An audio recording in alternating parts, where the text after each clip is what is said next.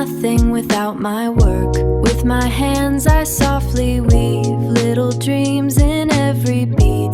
Copper pearls and stones so bright, I turn them into rays of light. Every pace I make with care, a touch of love is hidden there. Through my art, my heart shines too. Each little jewel feels pure and new.